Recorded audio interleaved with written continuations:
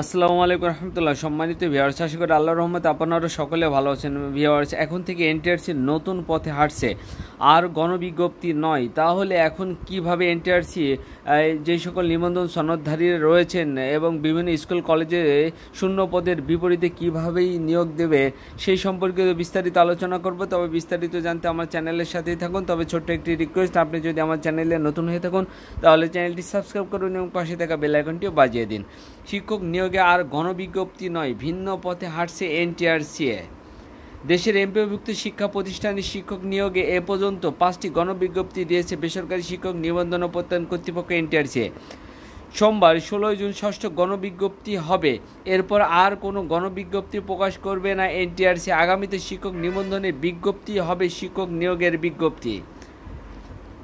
রোববার 15 জুন বেসরকারি শিক্ষক নিবন্ধন ও প্রত্যয়ন কর্তৃপক্ষ এনটিআরসির কর্মকর্তাদের সঙ্গে কথা বলে এ তথ্য জানা গেছে। তারা জানান, শিক্ষক নিবন্ধন ও নিয়োগ কার্যক্রমে নতুন বিধি যুক্ত করার উদ্যোগ নেওয়া হয়েছে।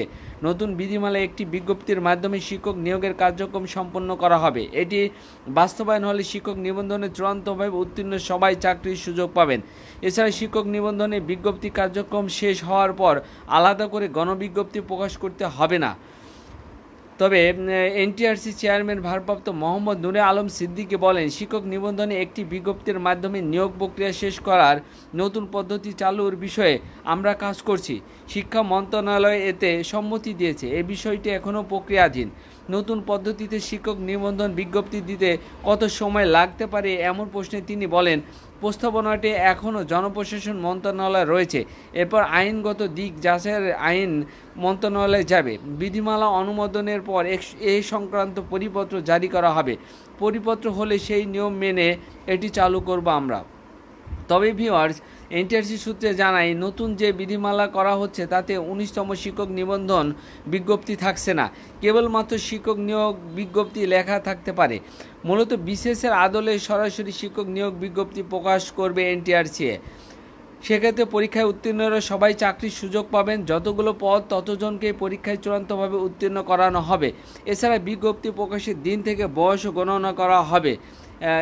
ভিউয়ার্স, আপনারা জানেন যে এনটিআরসি নামক প্রতিষ্ঠানটি এর আগেও কিন্তু 12তম শিক্ষক নিবন্ধনে এমন ধরনের একটি কথা বলেছিল শিক্ষামন্ত্রী নুরুল ইসলাম নাহিদ, এবং যার পরিপ্রেক্ষিতে তাদের থেকেই কিন্তু 3 বছরের সনদের মেয়াদ দেওয়া হতো এবং সেখানে সরাসরি বিভিন্ন স্কুল কলেজে উপজেলা ভিত্তিক মেধাক্রমও করা হয়েছিল।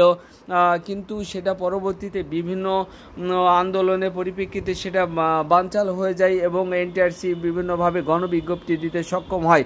তবে কালের ক্রমে যাত্রাপথে হয়তোবা 19তম নিবন্ধন সনদধারীদের থেকে এই নিয়মটি কার্যকরী হতে পারে এবং তারা হয়তোবা 12তম এবং 12তম থেকে যারা 18তম নিবন্ধন সনদধারী রয়েছেন তাদের মতো ভোগান্তি হতে না হয়, এ আশা ব্যক্ত করে এখানে শেষ করছি। তবে ভিউয়ার্স, যারা সাথে ছিলেন তাদেরকে সাথে থাকার জন্য অসংখ্য ধন্যবাদ। আসসালামু আলাইকুম রহমতুল্লাহি ওয়া বারাকাতুহু।